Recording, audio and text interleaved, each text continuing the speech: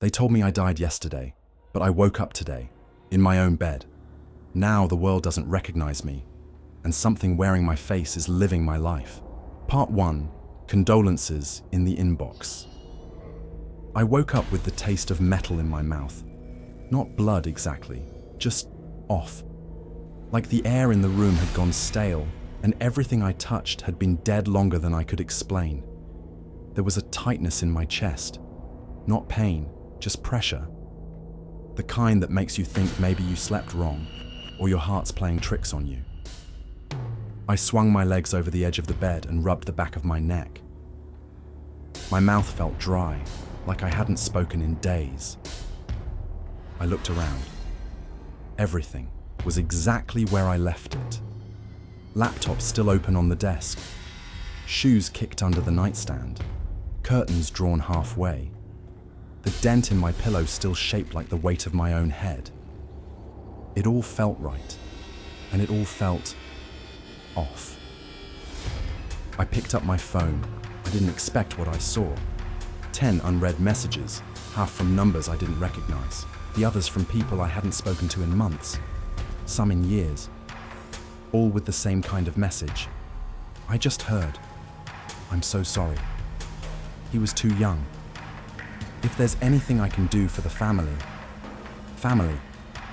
I opened the news app, typed in my name, tried not to breathe too hard. The first headline nearly stopped my heart. Local teacher dies in tragic crash. Thomas Greyer, 34. There was a picture, a smiling photo I didn't remember taking. The kind they use when someone's already buried. Except I wasn't. I was sitting in my apartment, alive, a knot twisted in my stomach. At first, I thought maybe it was a prank. Identity theft. Someone else with my name. But the article was clear. Thomas Greyer, of my address, confirmed dead. I tried to unlock my phone. Face ID failed. I tried again, still failed. I keyed in my passcode. Access denied. Tried again. Denied. I checked my banking app. Access denied, account locked. I dialed the customer service line. They asked for my birthday. I gave it. Then my full name, then the last 4 of my social. There was silence on the other end. Then the rep said, "I'm sorry, but we have this account listed as deceased." I hung up. I didn't say anything for a while, just sat there, listening to the nothing in the room. Even the hum of the fridge seemed quieter. Even the sound of the clock, off rhythm. I called my sister. No answer. My best friend. Straight to voicemail. I called my boss. Disconnected. One more try. My mom. She picked up. The first thing she said was, "Who is this?" I couldn't speak. She said it again. Sharper. "Whoever you are, this isn't funny. My son is dead." Then she hung up. I stared at the screen until it dimmed and died. Everything felt unreal, like I'd fallen out of step with the world by. One heartbeat, then the phone rang. Unknown number, I answered. At first, just static. Then, a voice, breathing, wet. Then it spoke, in my voice. "This is Thomas. I'm not okay. I think I'm still in the car." Then a gasp, like someone drowning. "If someone hears this, please tell them I didn't mean to leave. I didn't want to die. I didn't..." The message ended with the sound of choking and something clicking, like bone or teeth. The call disconnected. I stared at the screen. My hand shook. The voicemail had a timestamp. Yesterday, 3:11 a.m. The exact time the article said I died. But I didn't leave that message. I didn't say those words. At least, I don't think I did. Because now, I'm starting to wonder. If I'm not Thomas Greyer, then who the hell is? Part 2, Out of Sync. I didn't sleep. Every time I closed my eyes, I saw the notification again. That voicemail, me, but not me, choking, bleeding. Still in the car, I never crashed. I told myself it had to be a mistake, a prank, a deep fake, anything. But then the mirror started lagging. I brushed my teeth, looked up, and my reflection was half a second behind. I turned my head left. It followed, a beat too slow, like a buffering video with a glitch. I blinked. It didn't. Not at first. I started testing it, snapping, tilting my head, whispering things, and each time, the lag got longer. I threw a towel over the glass and left the bathroom. The hallway felt longer than usual. My front door seemed further away. I touched the knob, and for a moment, it was warm, like someone had just left through it. Outside, the city buzzed like normal. Almost. But things were shifted, bent in some way I couldn't describe. The angles between buildings weren't quite right. Colors looked slightly desaturated. People moved with just a little too much rhythm, like they were part of the same silent choreography. And then someone grabbed my wrist. An older man, homeless maybe, skin like cracked leather. He looked at me, wide-eyed, and whispered, "You're a tear." What? A tear in the fold. You shouldn't still be here. I tried to shake him off. He grabbed tighter, his nails dug in. Don't let it seal you. Don't let it finish. Then he let go, stumbled into the crowd and vanished. I checked my wrist. No marks, no blood. But the chill he left behind sank into the bone. I went to the funeral home listed in the article, a beige building that reeked of incense and carpet cleaner. I didn't plan what I was going to say, just walked in and gave my name. The receptionist froze. "Are you family?" she asked carefully. "I'm Thomas Greyer." She blinked, swallowed hard. "I'm going to get Mr. Reeves." Mr. Reeves was short, balding, nervous. He stared at me like I was an overdue bill. "I'd like to see the body," I said. He hesitated, looked over my shoulder like someone might be watching. "Follow me." The hall was lined with soft lamps and pale portraits of strangers smiling into nothing. He opened a side room. Inside, an open casket, and in it, me, face pale, lips sewn, hands folded in perfect stillness, wearing the same blue suit I hadn't owned since college. I felt my knees give. Reeves caught my arm. "That can't be me." He nodded slowly. "You'd be surprised how often we hear that." "What?"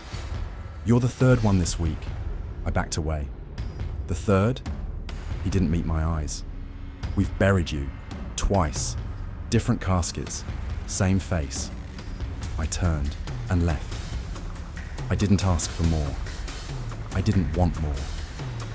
Outside, the street swam. My breath fogged in air that wasn't cold. That's when I met her. Mara. She stood beside a newspaper stand watching me, not blinking, like she'd been waiting. "You're unraveling," she said. I stopped. "Excuse me?" "You're not the first. I've seen others. They slip. Between folds. Layers of who they were, who they could be. This is insane." "No," she said. "This is real. You're just not you anymore. Not entirely." "Then what am I?" She shrugged. Something that wasn't supposed to wake up. I tried to ask more, but a bus passed between us, and she was gone. I stood there, shaken. Behind me, I heard a click, like a camera shutter. I turned. Across the street, standing perfectly still, was me, not another lookalike, not a mirror. Me, same hair, same jacket, same scar on the chin from when I was 12. But his posture was different, calmer. His eyes were glassy, dead still, and he was smiling. Not a happy smile, a smile that said, "I've been waiting for you to notice." He didn't blink, and I couldn't move. Because in that moment, I realized something worse than being dead. I wasn't the only me left. Part 3. The tear. I didn't chase the version of me across the street. I couldn't. My legs wouldn't move. That smile, too calm, too patient, like it knew something I didn't. I made it home eventually, though I'm not sure it was home. The pictures on the wall were the same, the furniture untouched, but the air felt diluted, like it was trying to remember how to be mine. I didn't sleep. I waited. Eyes wide in the dark, every creak of the walls sounding like footsteps. The next day, Mara came back. She didn't knock, just stood outside my apartment when I opened the door, like she had always belonged there. "You've crossed a threshold," she said. "I don't even know what that means." "It means you're dead," she said plainly. "But part of you hasn't accepted it." I laughed, but it came out shaky. Mara stepped inside. "Most people go quietly," she said. "They drift off, fade. But sometimes the death is too fast, too sudden, too wrong. The soul panics. It holds on." "And does what?" I asked. She pointed to my floor. "Slips through the fold." She told me about the tear, a crack between timelines, a wrinkle in reality that forms when death gets skipped or denied. It happens rarely, but when it does, something else notices. "Something?" I asked. "A cleaner," she said. "A predator. It hunts the leftover versions, the ones who stayed behind." "So I'm being hunted?" She didn't answer, but I could see it in her face. That night, I blacked out for the first time. I was on my couch. Then the next second, I was on the floor. Hours had passed. My mouth was dry. My palms hurt. When I looked down, I saw ink stains on my fingers. The journal I kept on the shelf was open beside me. A new entry had been written, but not by me. "Don't trust her. She's not what she says. She made the first tear." The handwriting was mine, but not quite. Sharper, tighter, more deliberate. As if it remembered better than I did. I flipped back through the pages. More entries, ones I hadn't written. Fragments of thoughts I never had. "He's getting closer. The mirror watches when I sleep. I wore Mara's face once." That last line made me freeze. The next blackout came the following morning. I woke in the park, barefoot. The bottoms of my feet were raw, scraped. My phone said it was 5:42 a.m. I hadn't set foot outside since yesterday. Mara didn't answer her texts. That night, I searched my apartment for anything that didn't belong. That's when I found the box, tucked behind the water heater in the back of the closet, a place I never use, never touch. Inside, a photo.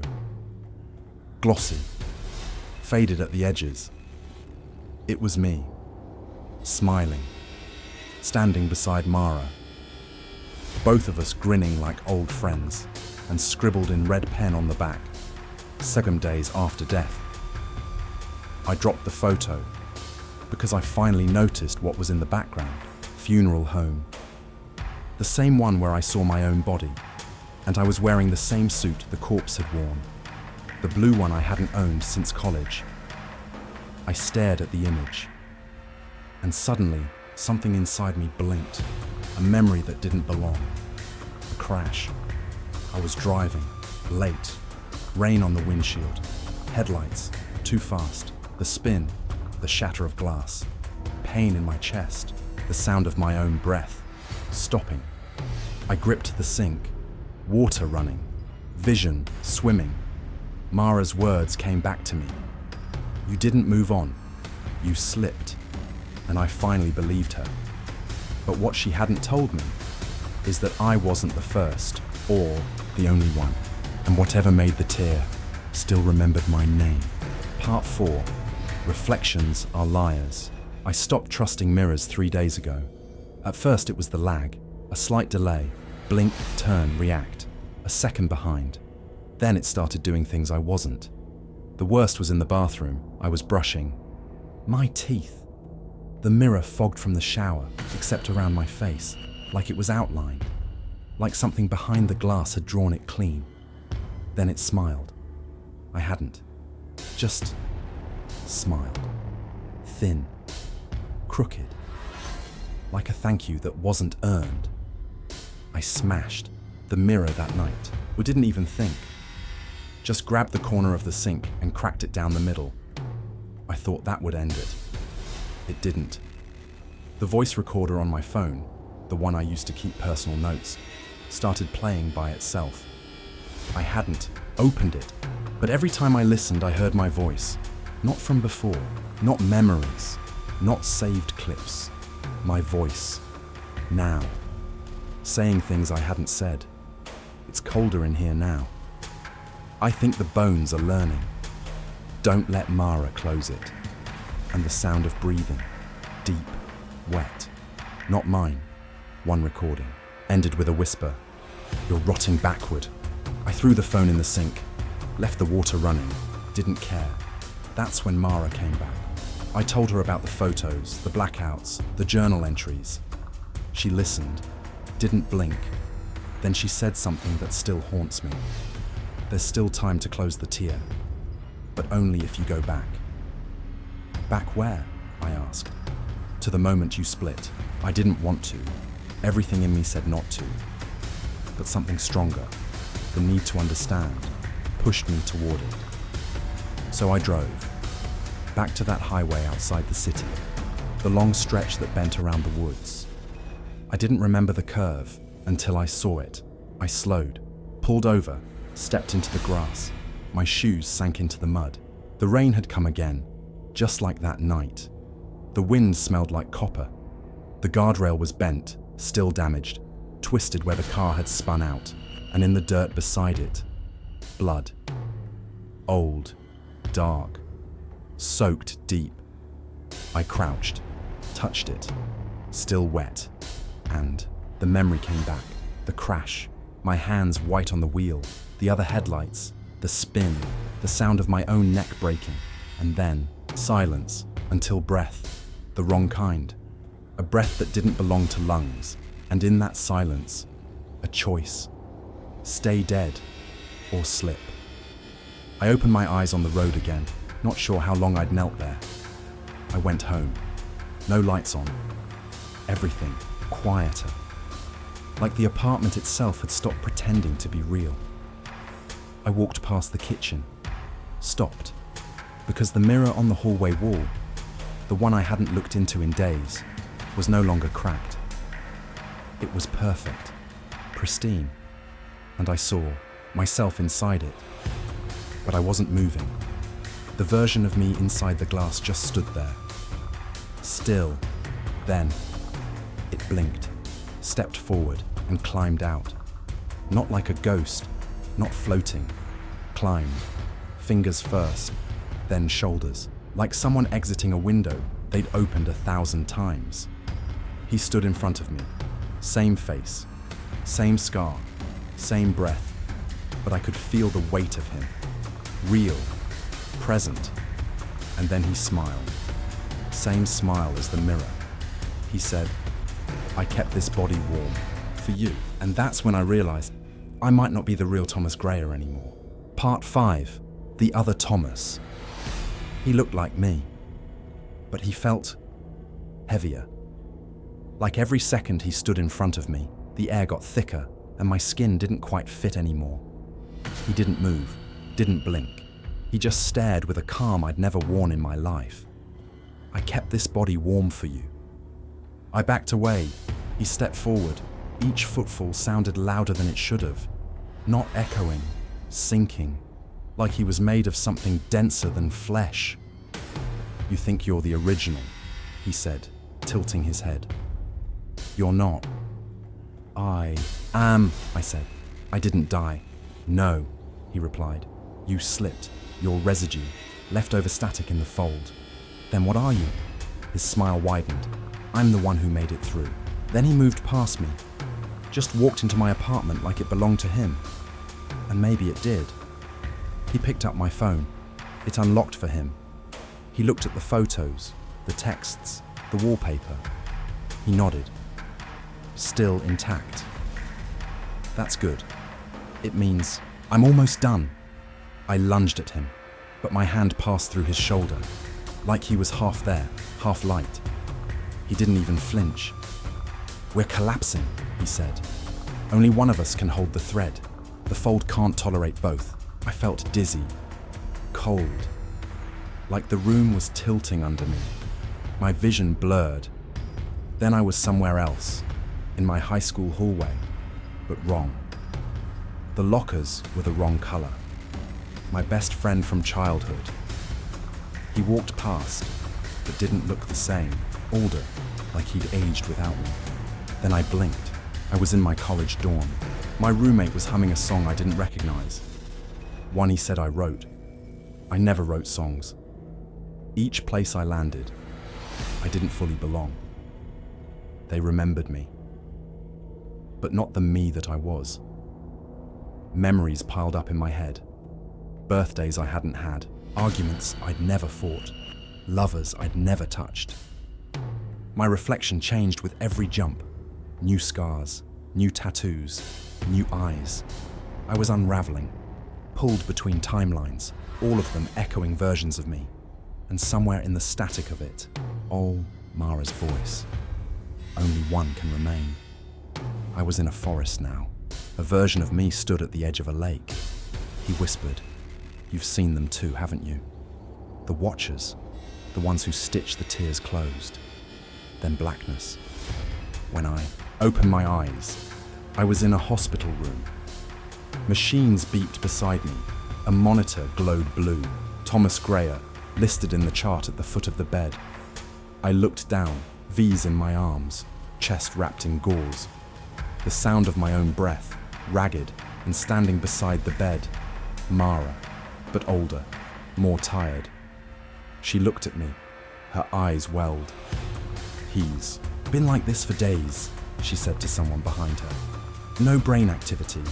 A doctor stepped into view, looked at the machines, checked the chart. "It's time," he said. "We've done all we can." The flatline started. Steady. Cold. "We lost him," the doctor said softly. Mara placed a hand on my chest. But here's the thing. I was still awake, still watching, and as I stared at the ceiling tiles, a voice in my head whispered, "Then who did they lose? Because it wasn't me." Not really. Not yet. Part 6. Buried twice. There's a point where you stop asking what's real. Not because you find the truth, but because reality splits too many ways to choose from. I stopped searching for answers. I just wanted out. But there was no out. Not while he was still walking around in my skin. The other me. The one who said he made it through. The one with my memories. My voice. My body. I'd seen myself in too many places now. On sidewalks, in reflections, on screens. Always smiling. Always watching. He wasn't following me. He was waiting for me to understand what I had to do. And eventually, I did. Mara didn't come back. I don't think she could anymore. Either the fold took her, or she was never in it. Maybe she was a stitch in the wound. Maybe she was just another echo. It didn't matter. I knew where it all began and where it would end. The crash site. The curve outside the city. The bend where the rail is still broken. Where the guardrail is still stained red. Where my blood soaked the earth. And something else crawled into the timeline after me. I drove. There at dusk. The wind bent the trees backward. The air pulsed. Time doesn't move right near the tear. The sky held still. The birds didn't fly. Even the sound of tires faded before it reached the gravel. I stood at the edge, waited. And then he came. No footsteps, no headlights. Just there. Like he stepped in from a story I forgot to write. Me, but not. He looked stronger, more centered, like he fit here, like the universe was sculpted around him. I didn't speak. I didn't have to. He looked down at the bloodstain between us, then back at me. "You brought us home." I nodded. "Only one can stay." He smiled. The same crooked grin I saw the first day this started. "You sure you're the real one?" I didn't answer. I didn't know. We circled each other, two shadows cast by the same flame. And in the silence between us, the wind died. The trees held their breath. The stars blinked out. He lunged. Faster than I expected. He slammed me into the railing. My back hit metal. My breath caught, but I fought. We were mirrors shattering in each other's fists. Same weight, same speed, same voice screaming back. He pinned me. His hand wrapped around my throat. "You're the crack," he hissed. "I'm the seal." I grabbed the shard of glass I'd hidden in my jacket pocket, the one I'd saved, from the broken mirror at home, and I drove it into his chest. He froze, gasped. Blood poured, thicker than mine, too dark, like ink soaked in regret. He stumbled back, looked at me. This body was warm. He dropped. The ground swallowed him like water. The tear in time rippled and closed. I stood there, breathing, but I didn't feel like me. Not yet. I woke up the next morning in bed, sheets clean, room quiet, my phone beside me. I checked the date, right year, right time. Nothing strange. I walked to the mirror. My reflection looked back. Same face, same eyes. I raised my hand. It followed. I smiled. It smiled. But a second too late. And just for a moment, the corner of its mouth stayed up, after mine dropped, like it hadn't lost after all, like it was still waiting, somewhere inside. Buried once, and maybe buried twice. Wow, what an eerie and chilling ride we've been on. If you enjoyed unraveling this suspenseful mystery as much as I enjoyed bringing it to you, don't forget to like this video. It helps us a lot to keep creating stories that keep you on the edge of your seat. Subscribe and hit the bell icon to join us for more spine-tingling tales like this one. And if you dare, share this with a friend who might love a good thrill. Until next time, stay curious and stay human.